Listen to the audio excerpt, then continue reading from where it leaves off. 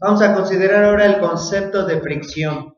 Imagínense ustedes un mueble pesado que queremos desplazar de un punto a otro, ¿verdad? Eh, yo creo que todos lo hemos experimentado. ¿Qué pasa si aplicamos una fuerza que no es lo suficientemente grande? Pues no conseguimos mover ese mueble y tal vez necesitamos la ayuda de alguien, ¿verdad? Para poder mover ese librero pesado. Ahora, pero ¿por qué al principio, si no aplico la fuerza suficiente, no se mueve el bloque? Tengo que aplicar una fuerza mínima para que el bloque se empiece a mover. Fue algo que se discutió por muchos siglos, si no es que milenios. Los griegos opinaban que los cuerpos tienen una resistencia interna. Sí, aunque ahora nos da risa que había algo adentro de los cuerpos que determinaba cuál era la fuerza mínima que los podría hacer que se movieran. En realidad, el secreto de esa fuerza mínima para hacer que el bloque se deslice está en las superficies en contactos del bloque con la superficie en cuestión en este caso, ¿verdad? La superficie que estoy poniendo ahí en café. Vamos a ponerle aquí, a lo mejor como se ve volando ese bloque, vamos a ponerle unas patas como si esta fuera una mesa, ¿verdad? Pero de todas maneras ahora la mesa es la que está volando, pero bueno, en fin, vamos a considerar que la mesa está recargada. Digamos que vamos a hacer un experimento para determinar cuál es el peso mínimo para que ese bloque se empiece a deslizar. ¿Con qué peso? Yo le voy gradualmente aumentando ese peso W que indico en el bloque colgado, ¿sí? En el laboratorio. Le pongo 5 newtons y el bloque permanece en reposo. Le pongo 15 newtons, bueno, 10 newtons, 15 newtons, el bloque sigue en reposo. Pero llego a 20 newtons y se empieza a mover el bloque. O más bien vamos a considerar que el 20 newtons es la fuerza máxima que le puedo aplicar al bloque y que éste permanezca en reposo. Cualquier fuerza adicional hace que el bloque se empiece a deslizar, ¿sí? Es más, le soplo y se empieza a deslizar el bloque, así. Está en el límite. ¿Qué es lo que determinará esa fuerza límite con la que el bloque se empieza a deslizar? ¿De qué será función? Esto está relacionado con la fricción. Vamos a decir que la fricción tiene dos características, ¿verdad? Es muy mala persona y no es tonta. ¿Por qué es muy mala persona? Porque la fricción es una fuerza que siempre actúa en contra del movimiento o en dirección contraria al movimiento o a la tendencia al movimiento. Ese bloque realmente no se está moviendo, pero ¿hacia dónde tiende a moverse? Tiende a moverse hacia la derecha. Entonces la fricción actúa hacia la izquierda. Si hubiera puesto la polea y el bloque colgado del lado izquierdo, entonces en ese caso la fricción actuaría hacia la derecha, siempre actúa en contra del movimiento. Entonces, ¿y por qué les digo que no es tonta la fricción? Cuando yo le apliqué una fuerza en este caso, ¿cuánto tiene que valer la normal? La normal en este caso sí valdría igual que el peso, 80 newtons. El sistema está en equilibrio y la sumatoria de fuerzas verticales tiene que ser igual a 0. Entonces valdría 80 newtons, ¿verdad? Y también la sumatoria de fuerzas en X. Entonces la tensión del cable, por cierto, una polea simple, la única función que tiene es cambiar la dirección de la fuerza. Si tengo sistemas de varias poleas, ahí aparte puede multiplicar la fuerza, ¿verdad? Pero ahorita estamos hablando de una polea simple. Aunque el peso actúa en esta dirección, el bloque de 80 newtons ni siquiera se integra de esa dirección. Para él, el jalón actúa hacia la derecha. Él está recibiendo una fuerza igual a W. Si W vale 5 newtons, entonces el bloque de 80 newtons recibe una fuerza de 5 newtons hacia la derecha. Pero el bloque está en reposo. ¿Por qué no se mueve el bloque? Por la fricción. ¿Cuánto valdría la fricción en ese caso? La vamos a representar como Fs. Valdría 5 newtons también.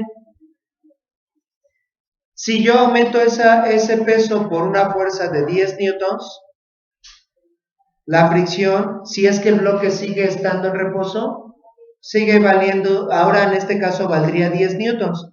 Se va equilibrando con la fuerza que yo le aplico. Si bajo la fuerza, el peso que cuelgo a 8 newtons y el bloque sigue en reposo, la fricción dice, ¿para qué me canso? ¿Verdad? Les digo, no es tonta. La fricción se va equilibrando al peso que yo voy poniendo, valdría 8 newtons. Repito, si yo le pongo un peso, el peso colgado aquí vale 5 newtons, 10 newtons, 15 newtons, la fricción en este caso valdría que 15 newtons, pero digamos que el límite son 20 newtons, es el valor máximo. Si yo le pongo más de 20 newtons, entonces el bloque se desliza. ¿De qué dependerá cuánta fuerza máxima le puedo colgar al bloque? Uy. Del peso del bloque. Déjenme quitar esto. Depende del peso. Vamos a ponerlo por acá.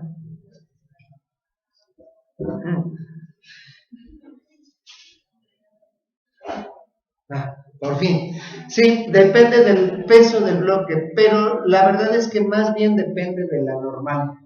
Porque la normal también se puede considerar como la fuerza con la que ambas superficies se están, ¿cómo podríamos decir? Pegando, por decirlo de alguna manera, la fuerza que se ejercen mutuamente ambas superficies, ¿no? Y ya dijimos que no siempre la normal es igual al peso, pero ahorita de manera simplista vamos a decir que depende del peso, sí. A lo que me refiero es a lo siguiente, imagínense que encima de ese bloque pongo un segundo bloque de 80 newtons. Un bloque de 80 newtons. ¿Sí? Entonces estamos hablando del valor máximo de fricción. Si antes necesitaba una fuerza de 80 newtons de 20 newtons para que ese bloque se deslizara, ahora ¿de cuánto se tendría que ser la fuerza? Del doble, ¿verdad? Si es que aquí hay otro bloque de 80 newtons. Y esto creo que todos también lo hemos vivido. No es lo mismo deslizar un sillón que hacerlo, pero con una persona encima del sillón, ¿verdad? Nos va a costar más trabajo deslizarlo, aumenta el valor de la fricción, le diríamos, mejor bájate del sillón. Entonces, ahorita vamos a hacer aquí una tablita del valor máximo de fricción, ¿sí? La fricción con relación a la normal.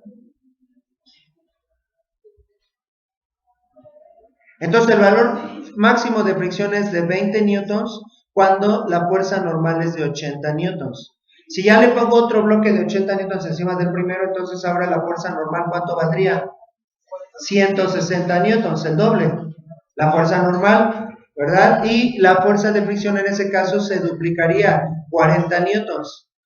Si le pongo, ya no voy a seguir extendiendo este ejemplo, es el último bloque que pongo. Si pongo un tercer bloque de 80 newtons encima del anterior, ¿verdad? Entonces, ahora la fuerza normal, ¿cuánto valdría?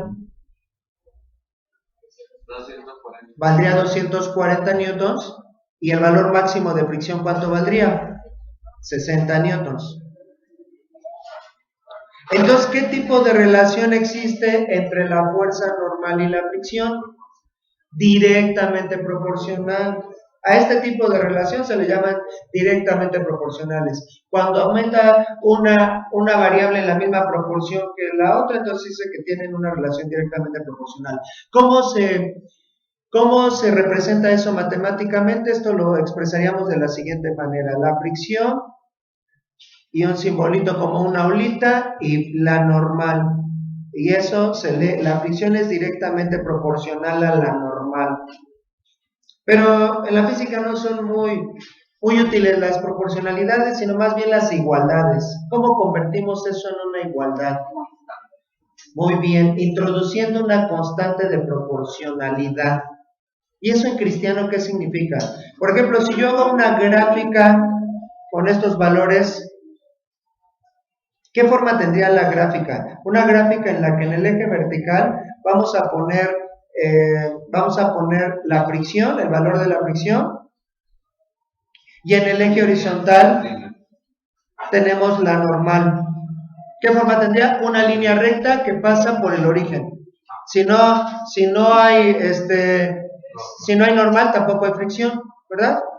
Si está flotando el bloque no habría fricción. Entonces, aquí tendríamos una gráfica en diagonal, de tal manera que cuando el peso vale, cuando la normal vale 80, 160 y 240 newtons,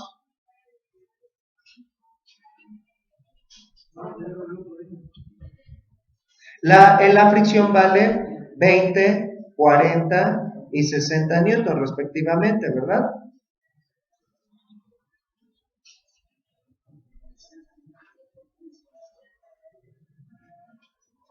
¿Cómo es la fórmula de las líneas rectas que pasan por el origen?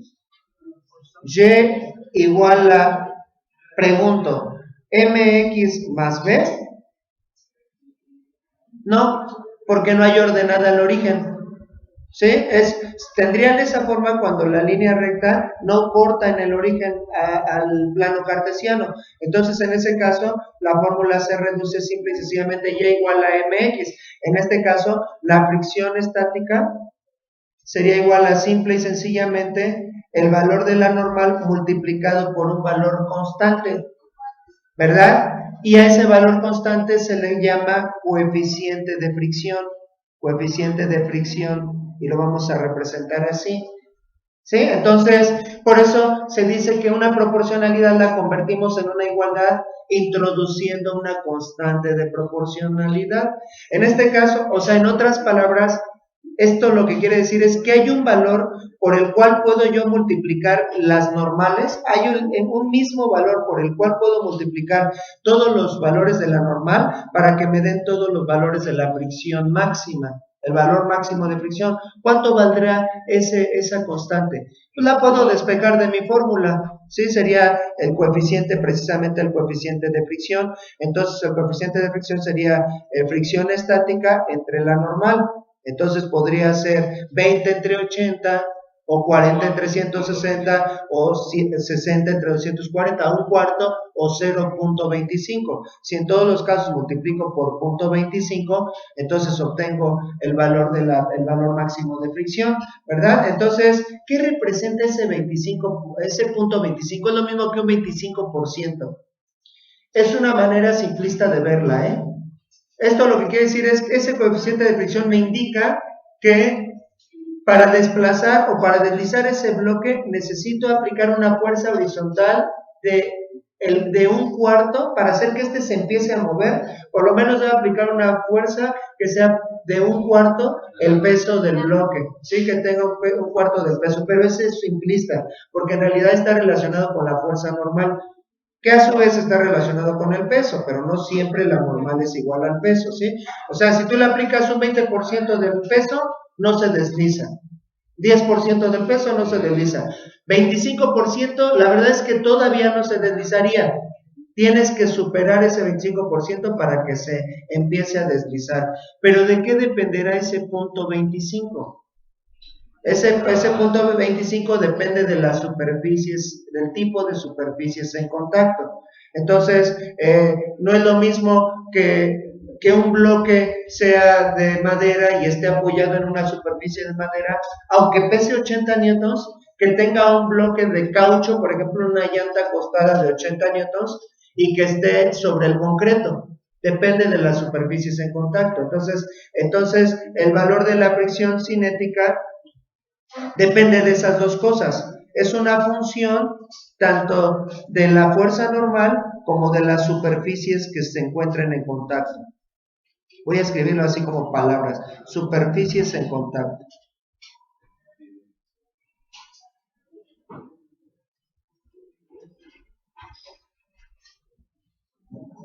¿Verdad? Depende de esas dos cosas.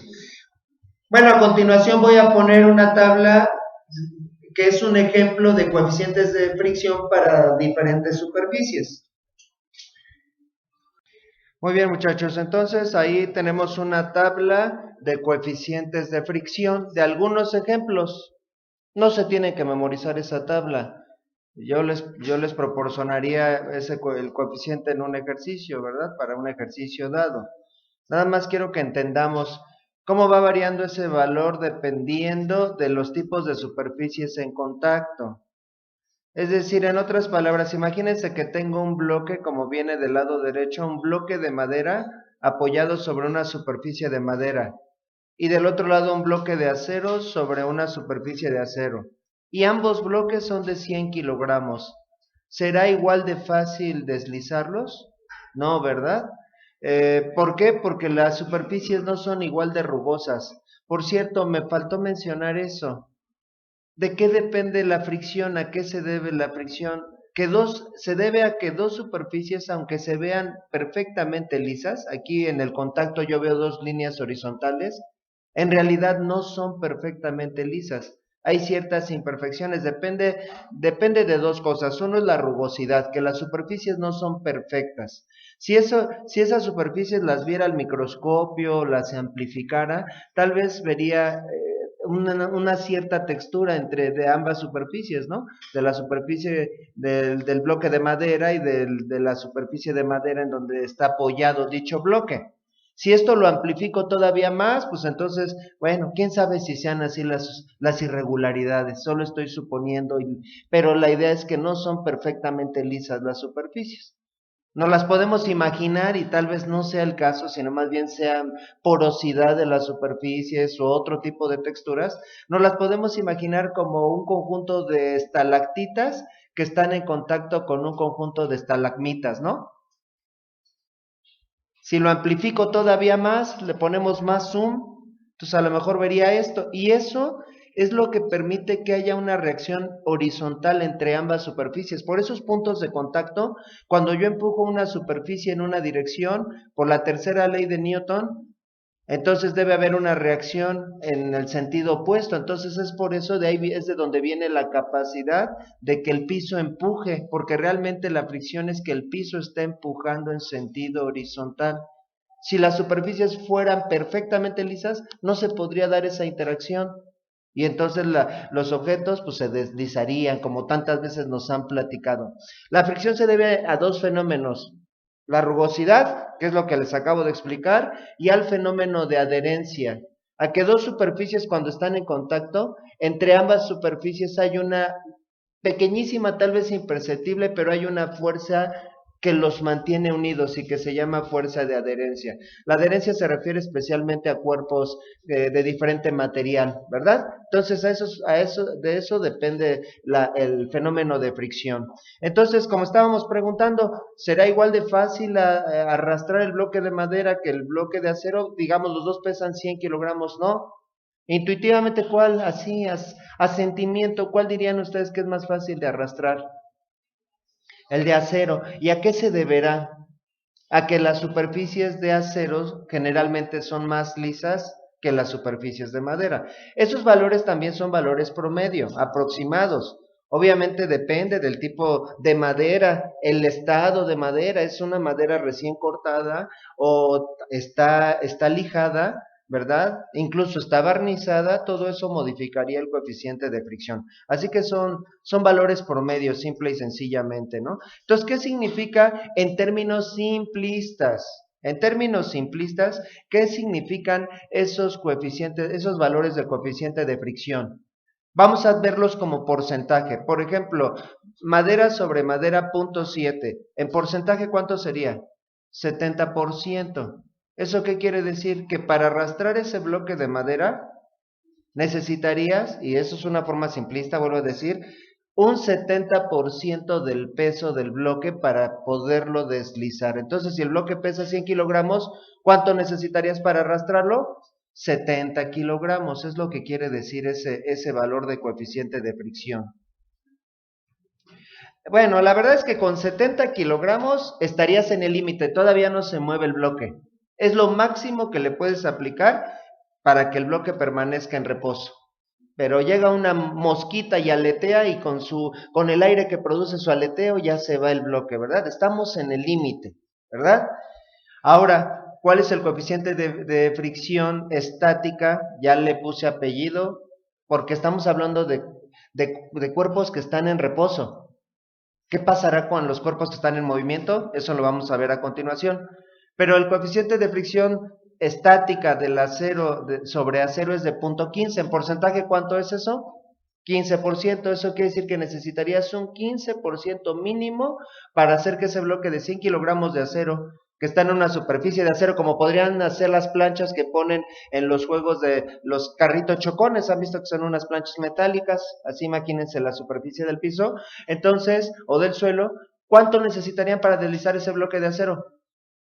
15 kilogramos. Necesitaríamos el 15% del peso. Puse un peso muy sencillo para saber para saber cuánto es el 15% y el 70% de dicho bloque. Obviamente, si fuera de 200 kilogramos, bueno, la fuerza que necesitarías para deslizarlo sería del doble. 70 kilogramos, 140 kilogramos y 30 kilogramos, ¿verdad? En este caso. Ahora, un detalle importante, el valor que me da la fórmula de fricción, ¿verdad? Fricción estática, que es coeficiente de fricción estático por la normal, en realidad está relacionado con la normal, no con el peso, aunque la normal depende del peso, pero realmente está en función de la normal. Ese valor que calculamos con esa fórmula, por ejemplo, en este caso, ¿cuánto valdría la fricción estática? Pues el peso son 100 kilogramos, la normal valdría en 100 kilogramos en ese caso, porque está en una superficie horizontal y solo recibe una fuerza horizontal. Entonces, sería el coeficiente de fricción 0.7 por la normal. La normal vale 100 kilogramos. ¿Cuánto me da ese producto? Pues los 70 kilogramos de los que estábamos hablando y que los sacamos así, razonando nada más en términos de porcentaje.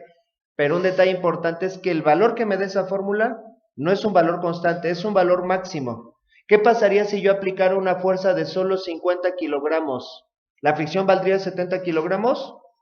No, no podría ser, porque si la fricción valiera 70 kilogramos, entonces resultaría que el bloque se movería en dirección contraria a donde tú lo estás empujando, ¿no?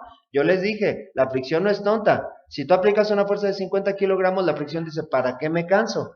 ¿Cuánto valdría la fricción en ese caso? Solamente 50 kilogramos. Si tú le aplicas 60 kilogramos, la fricción valdría 60 kilogramos y así sucesivamente hasta llegar al límite. El límite son 70 kilogramos. Si rebaso los 70 kilogramos, el bloque se empieza a deslizar. ¿Y qué pasa en ese caso? Tenemos otro caso de fricción al que le llamaremos fricción cinética y del que vamos a hablar a continuación. Noten, por ejemplo, que el coeficiente de fricción del caucho, que es de lo que están hechas las llantas, sobre el pavimento, el asfalto, el concreto, es muy alto. ¿Cuánto se necesitaría para arrastrar un coche? Dije arrastrar, porque si están rodando las llantas, entonces ya es otra fricción, ya es la fricción de las piezas móviles. Pero ¿cuánto necesitarías para arrastrar un coche que está con los frenos amarrados, está el freno de mano puesto? Necesitarías el 90% de su peso. O sea, casi sería igual de difícil arrastrarlo que cargarlo. Si el coche pesa 1 tonelada, necesitarías 900 kilogramos para que éste se deslice. La verdad es que esto es intencional, los coches requieren un coeficiente de fricción alto. Esto es lo que está relacionado con una expresión que se utiliza comúnmente que se llama agarre, ¿verdad? El agarre está relacionado con la fricción. ¿Qué pasaría si las llantas tuvieran un coeficiente de fricción bajo? Con un acelerón no tan grande, las llantas empezarían a patinar, no habría agarre, no habría interacción entre las llantas y el piso, y el coche no se podría desplazar, ¿verdad? Bueno, ese es el concepto de coeficiente de fricción estática.